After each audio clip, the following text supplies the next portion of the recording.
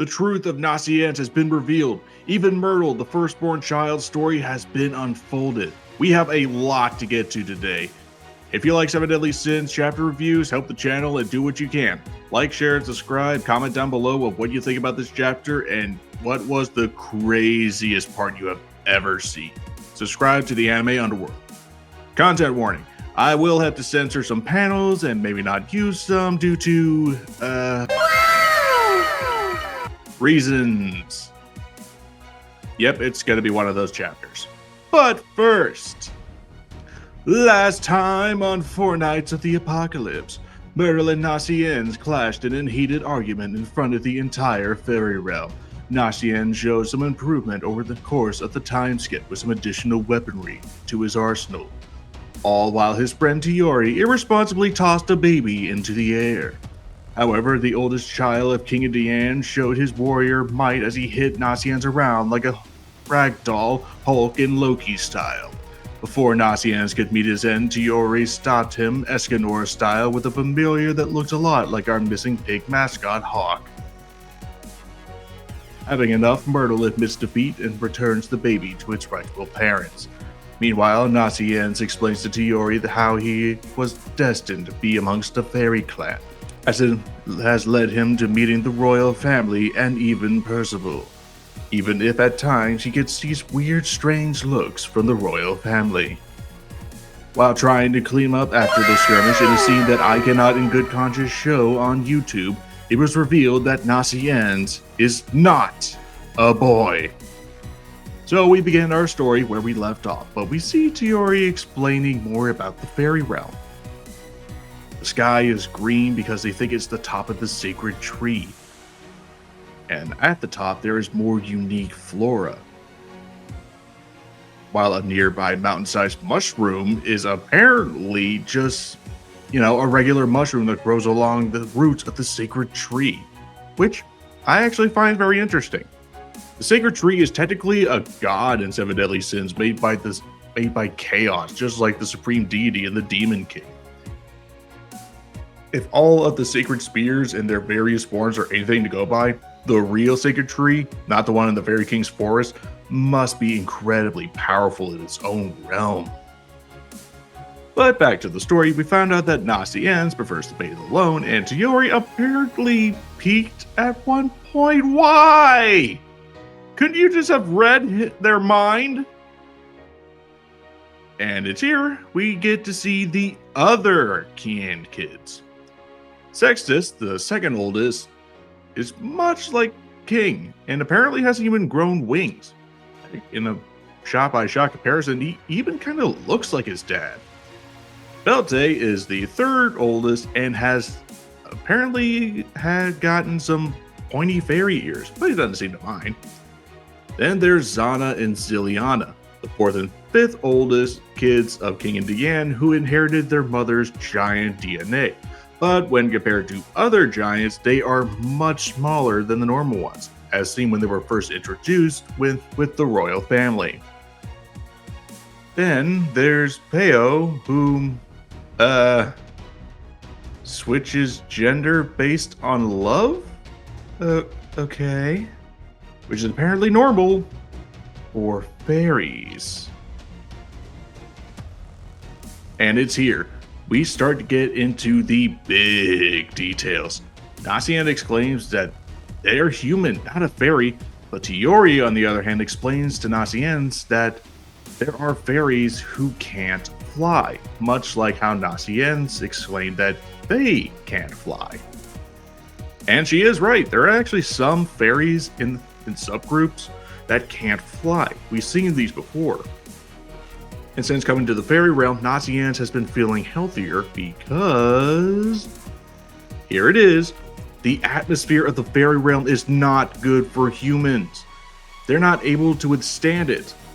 So, Tiori thinks that Nasiens is a part of the fairy clan.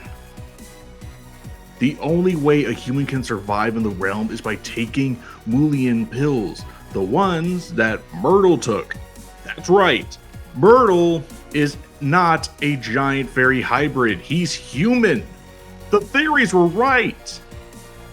Speaking of, we transfer over to the man himself as he successfully found the fairy baby that was swapped out and is now returning home.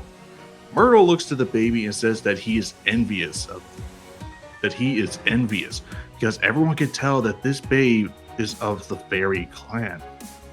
We next see flashbacks of Myrtle's past where everyone starts to question if he really is King and Diane's child. And we see the effect of the realm's miasma on him. Everyone in the realm starts to question Myrtle's legitimacy, saying that he can't fly like his dad, nor is he as big as his mom. Despite being loved by King and Diane, Myrtle can't help but feel ashamed that he's not being lived up to their great expectations, wondering if they would still love him if they found out that he was just a regular human, a changeling. And when Nasiens showed up, Myrtle was shocked that he looked like King and Diane. Back to the present, Myrtle and company are surrounded by a mist that is affecting the fairies only and not him. Why? Well, it's because of this cloaked individual that tells Myrtle he must be human. Holy crap, what a chapter. So Nasiens might actually be King and Diane's kid? Those theories since day one of Nasiens showing up turned out to be true. And Myrtle was not lying. He does look a lot like King and Diane. So the Nasiens Myrtle changeling swap theory was actually confirmed at this point. And as for Myrtle, god damn, I feel bad for this guy now. Not only is he like Tristan, where he has to live up to the legacy of two prominent and powerful figures, but he's afraid of failing to do so. I guess that's why Myrtle was so rude to Nasiens, because he's afraid of the truth. Afraid of King and Diane not loving him anymore if they found out. Nasiens is their real kid. I doubt King and Diane would actually do that, but I can see Myrtle thinking that it might lead to some interesting issues later down the line, like facing one of those face your fear type scenarios for him. It's kind of like what Gother did with his magic on some characters. I also love the expansion of the fairy realm in this chapter. It has a similar miasma effect on the realm like we saw from the Demon Clan, where only the native species are able to withstand it, while outsiders needed protection.